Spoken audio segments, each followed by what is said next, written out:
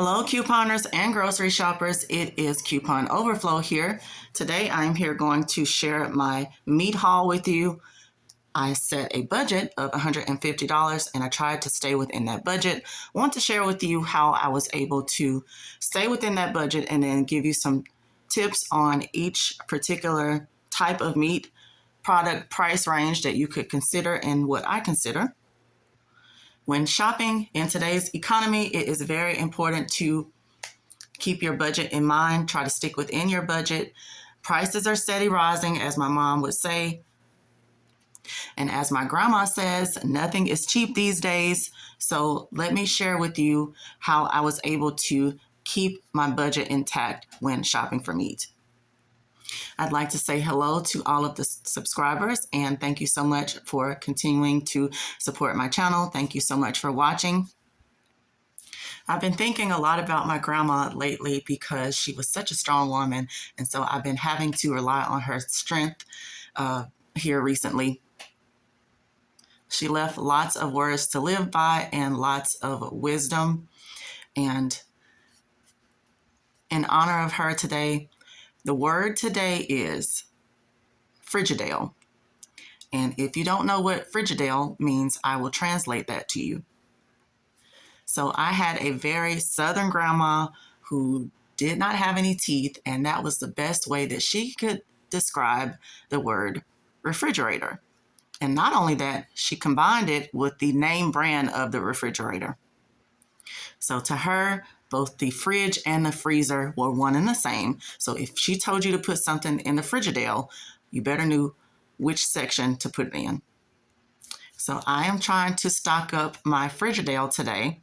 And Frigidaire equals refrigerator and frigid air.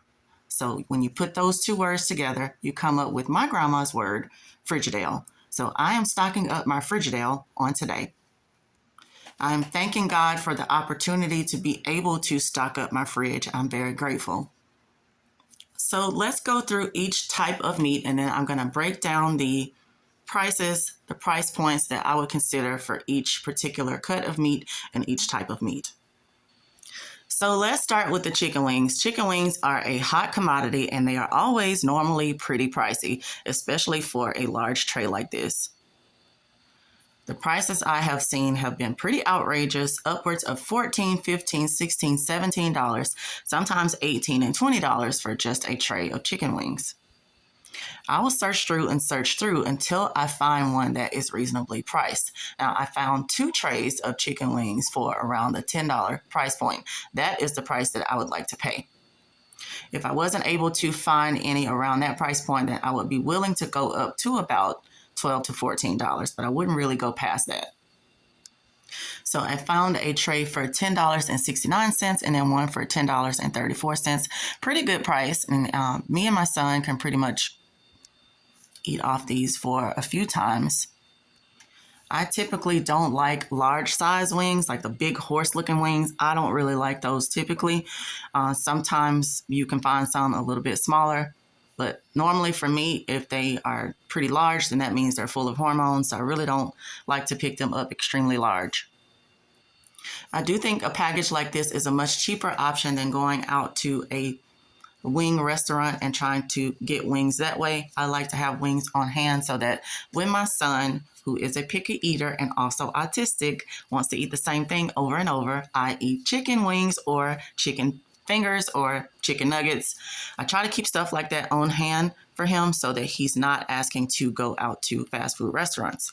So you can make your own hot wings at home. You can make your own lemon pepper wings at home, and it's a healthier option.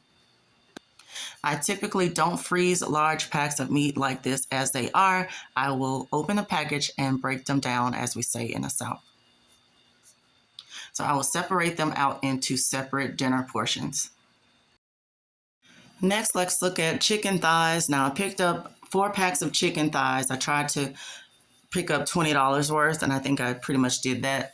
I picked up the thighs with the skin attached. Now, I looked at some boneless, skinless thighs, and they were $7 and $8, so I kind of didn't pick up those this time. I just stuck with the ones that had the skin attached. Now, these were pretty good price. Now for these, I try to keep my price range around the $5 mark.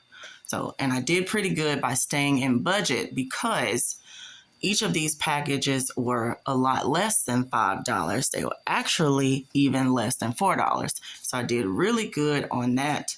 So I have $3.53, $3.39, $3.31, $3.60, and this is a great price point for a dinner for two.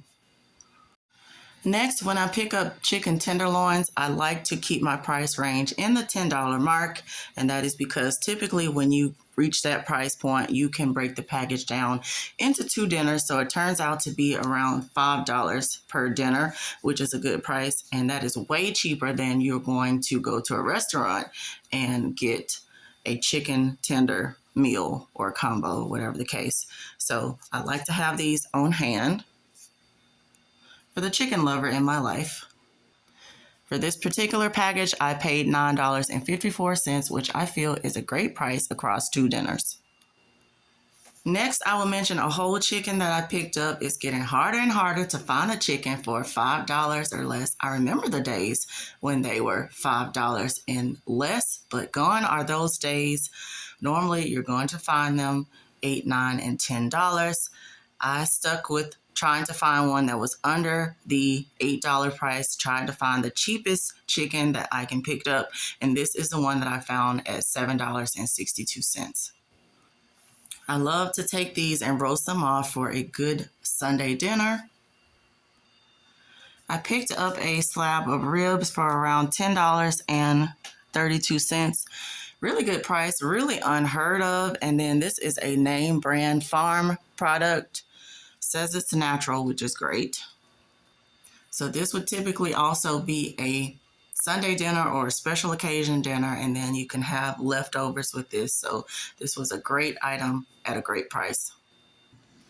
Another favorite item in my house is the ground turkey. We typically use this in our spaghetti. It's all natural. Now this is the Butterball brand, so it's a name brand.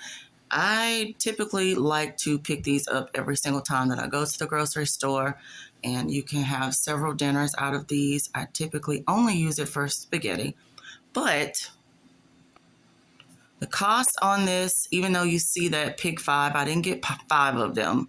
I only got 3, and the price point is around $5 or less, so that's pretty good considering. Next, I picked up 3 bags of 1-pound fish. So I got 2 flounder and 1 cod. The cod cost a little bit more than the flounder. Flounder was $5.59 each. I feel like that's a pretty good deal. And the cod fillets were $6.48. Either way, it's a great stock up price. If you wanted to take $20 and buy just all fish, then that would be a great way to stock up on fish if you eat a lot of it. So I have finished discussing all of the raw meat that I purchased, and I just purchased a little bit of processed meat. Sometimes you do have to include some in your budget, if you eat that. And in my case, we do eat a few varieties of processed meat. I try to keep my price points reasonable for these products as well. So the John Sulace steak fajitas I found at $7.98. A little bit cheaper than I can find it at Walmart. I found a Southern brand of sausage link. We use this for jambalaya, make jambalaya from homemade or scratch. Try to make it a little bit easier, more budget friendly when we make it from scratch. So that sausage was $5.01. Pretty good price considering sausage is upwards of $6, $7, and $8. Also got a smokehouse package of bacon. This is dry cured with no water, 12-ounce package, and it was $5.62. If you are wondering how I was able to pack all of that meat in my freezer, this is my small deep freezer here, and I just have put the meat in pretty much like a filing system so I can see everything that I have and I can just pick out what I need. I just use plastic bins from either Dollar Tree or Dollar General, sometimes Walmart. any way that I can organize my life and reduce the stress, that is what I aim to do. So organization is key for me to reduce my stress. And with buying all that meat like that, the last thing that I invested in was a giant bottle of white vinegar. I like to use this vinegar to wash all of my meat. And sometimes I will combine it with lemon juice. If I don't have lemon juice, sometimes I will use club soda or sparkling water. I want to take this time to say thank you so much for watching my video. Stay tuned for the next one.